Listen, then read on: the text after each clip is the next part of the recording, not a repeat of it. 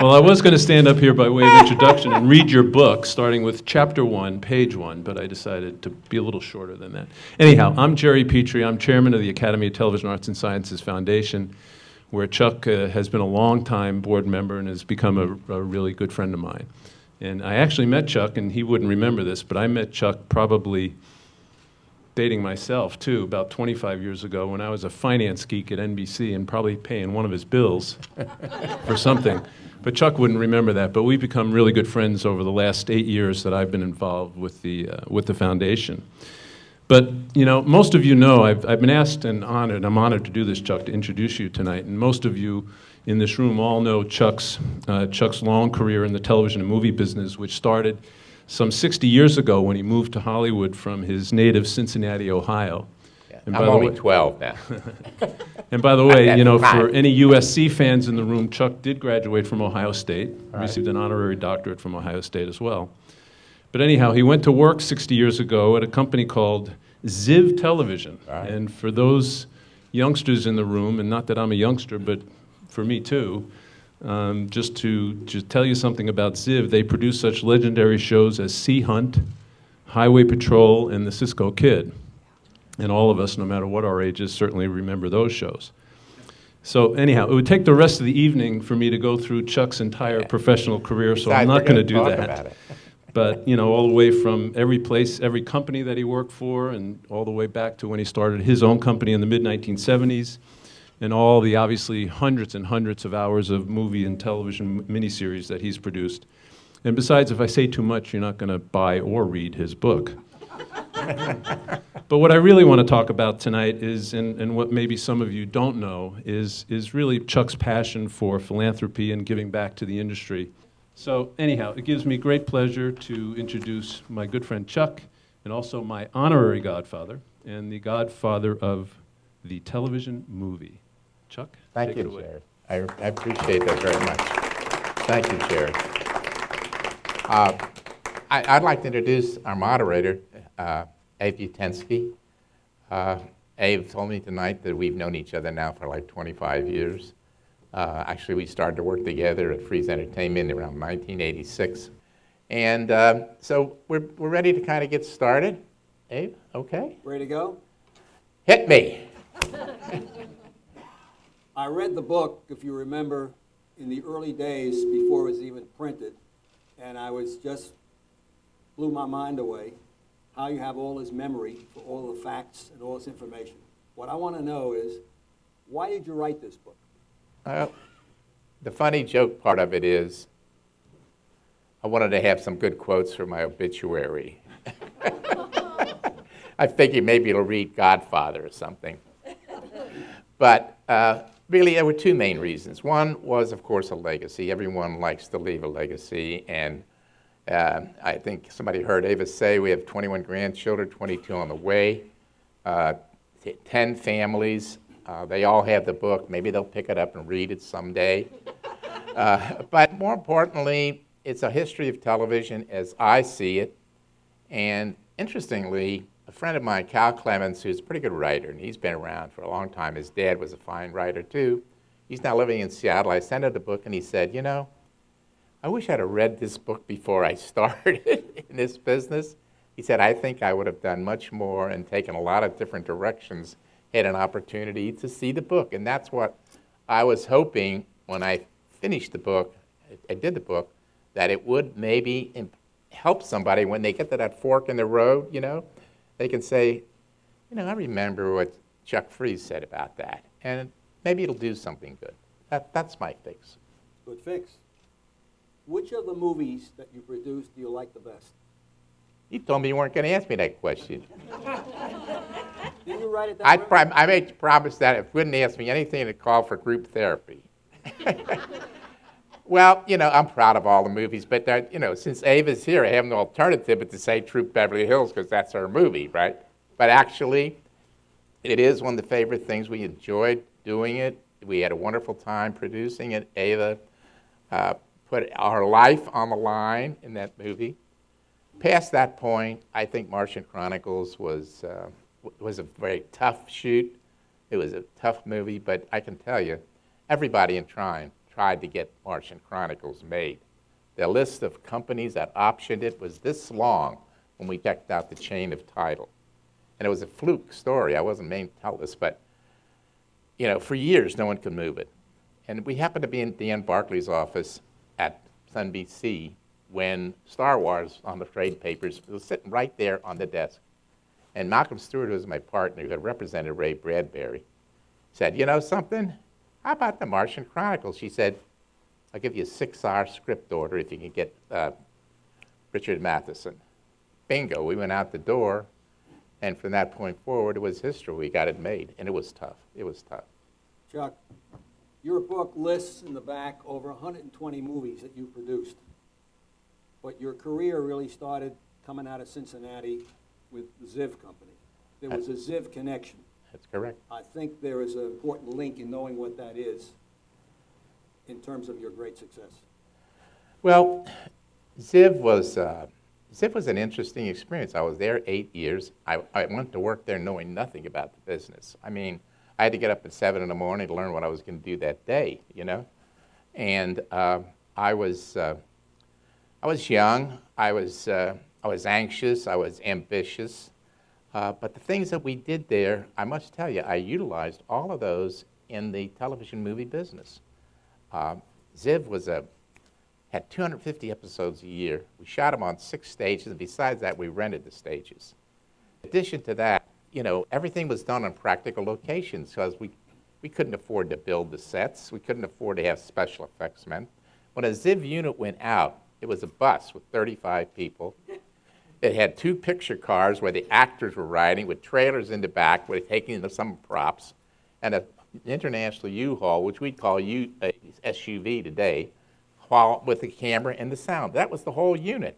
No 18-wheelers, no big 18-foot straight jobs, no star wagons, that trail on for blocks at a time.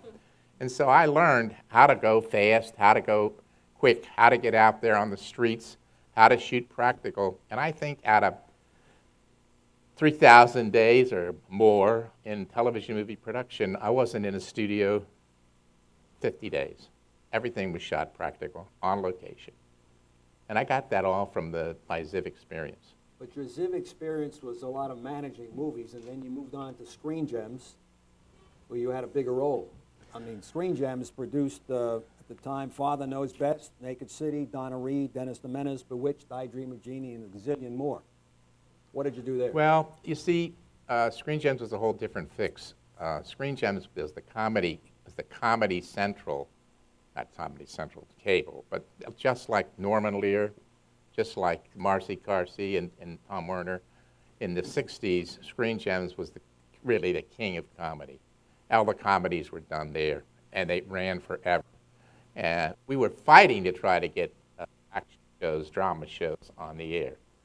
And, I think we put something on like The Iron Horse and The Wacky Ship in the Army, and Burt Leonard did Naked City and Route 66, but for every one of those, we did 3 or 4 comedy shows, And they were easier to deal with. I mean, honest camera. I mean, there were single camera shows on the stage. We had the Columbia lot out in Burbank, and we went out there for our practical exteriors. So they were simple to do. That was really apple pie to make those things. When you make movies for television, there are an awful lot of different categories, but one of the big categories that seems to do very well are social dramas. You've done a bunch of those. All right. Tell us about one of them. Social dramas? Social dramas. No more group therapy, I thought. Well, look, social dramas, I think, are entertaining and they're educational. And the genre was actually something that worked well for the networks because, let's face it, when you're shooting movies that are going to get ratings. And social dramas work there. But I did a lot of other projects. I think one I'd like to talk about is, I made it 35 years ago with CBS. I used to go to New York for Metro Media, and I was not making a lot of things stick at CBS. So Fred Silverman, who most everybody knows there's the name, was at CBS, and I said, Fred, look, a lot of things aren't sticking out there with the department. I mean, we're pitching, but we're not getting orders. I said, man, it must be something you'd like to do. He said, listen, there's a book I love called Foster and Laurie. I gave it to David Gerber. He didn't do anything with it. He said it's about 2 cops that were sniped off of the street. Is that Dorian here? That's him. Okay, good. I didn't know. He went around the back door, didn't I? I didn't know he made it. Good. We're just on your subject. Anyway, Foster and Laurie is about 2 cops that were sniped off the street in New York. It was a book written by a guy named Al Silverman. I quickly optioned the book. I went to the West Coast, and of course, they're kind of giving me a hard time. I know they're going to do this because if Fred Silverman says he likes it, I mean, they're going to do this picture, right?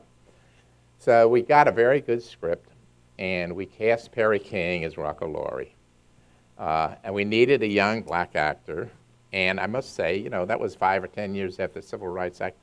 There were not that many African-American actors available that had any kind of name value, or for that matter, were trained at that point. It may sound silly, but it may sound incongruous, but that was the case at the time.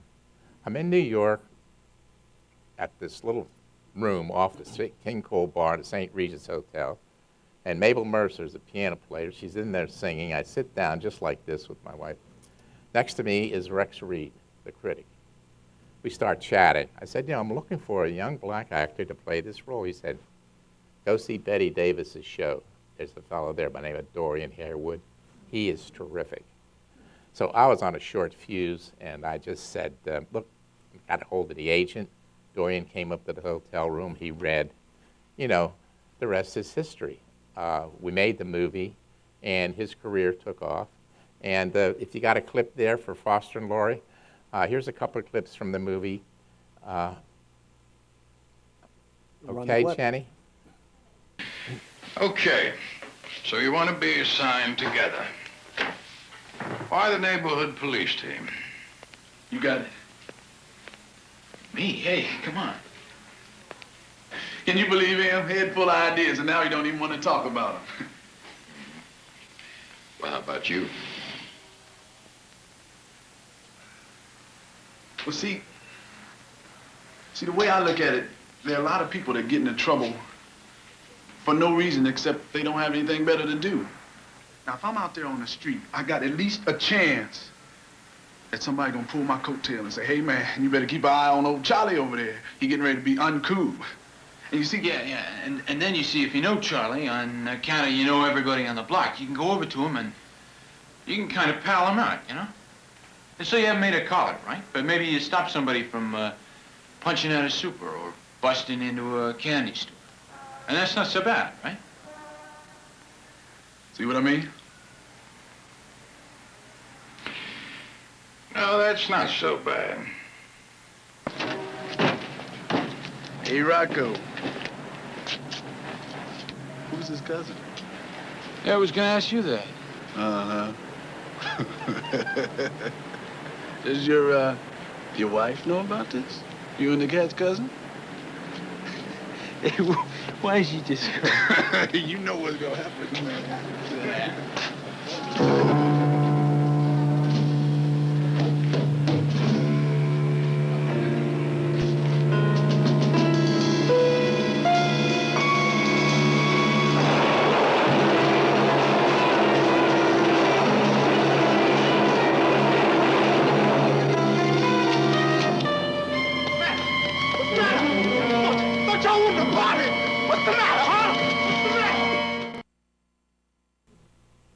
All right. Dorian Harewood, front center.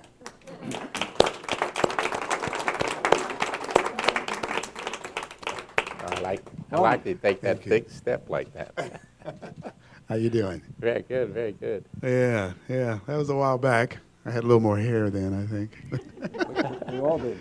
That was my very first film acting job that Chuck gave to me. And it was daunting because it was the lead, Foster and Laurie. It was the title role with Perry King. And I was fortunate because he mentioned Betty Davis. Betty Davis had talked me into acting. I actually started. I went to New York as a singer and got a few recording offers, didn't take them, did some musicals. In fact, my very first job, Hal, was a tribute to Oscar Hammerstein. At Philharmonic Hall, I got to sing the song that one of the songs that you won the Tony for in the Rothschilds. Oh, Rosemary, one of those. But anyway, Betty talked me into acting, and when I got this job, when I was fortunate enough to get it, as Chuck told you the story, how he told you the story, I didn't know what I was going to do because I had just done some theater, one play before that, and that's the one actually where they saw me, where Rex Reed saw me in this play called Don't Call Back. So I'm flown out to Hollywood to star in this movie. I was fortunate because I was able to call and talk to Betty Davis long distance from her place in Weston, Connecticut, and get basically on-the-job training. And she told me three things. Three things she mentioned were the most important. She said, be on time, know your lines, and hit your marks. So I was able to do that for Chuck, and it was the beginning of my career, and I thank him heavily for that. Your career had many hits, including Full Metal Jacket. Full Metal Jacket, Roots, Jesse Owens Story, a bunch of stuff. A lot of All started with this. All started with that, and I had a great experience, which also helped me because I had a great producer, Chuck Freeze, and Art Stolnitz was your line producer. And then I had a terrific director, and excuse me, Perry King was a terrific co-star. In fact, we're still best of friends. We talk all the time, and so it was a good experience for me. And then, of course, being able to talk to my mentor, Betty Davis, didn't hurt at all. So it's been great for me. It's a great story. Thank you for joining us. Thank you. Appreciate it. And thank you. Thanks a lot, Tori. To each other. Thank you. Chuck, one of the perhaps difficult categories for movies is comedy. But you got into comedy pretty early. Well, you reminded me that I made more than I remembered I made. Well, I counted them up. Yeah, well, comedy for television movies, I concluded, was a difficult process after I hired Jerry Gardner and Dee Caruso, who ended up writing this movie we're going to talk about, How to Break Up a Happy Divorce. I think the reasoning is this. Very early on, someone came up with the idea that you should record laughs, funny shows. And then Charlie Douglas came up with the laugh machine. Well, I determined that the difficult thing about the television movie comedies is there's no laugh track. The audience is so used to seeing television comedies with a laugh track that when they see a funny show, they don't really understand, they don't relate to it. When you see a comedy in the theater, you got people around you, they're laughing, and you're getting into it. But in any event, we made 2 or 3 movies. We made Human Feelings with Nancy Walker and Billy Crystal. We made Crash Course, which is the driver's ed thing with Harvey Korman. And then, as I said earlier, Dee Caruso and Jerry Gardner came up with several ideas. One was called The Lavender Volkswagen. It was a story of a Volkswagen that went from family to family. Didn't turn out to be too funny. And then they came up with this show, How to Break Up a Happy Divorce. And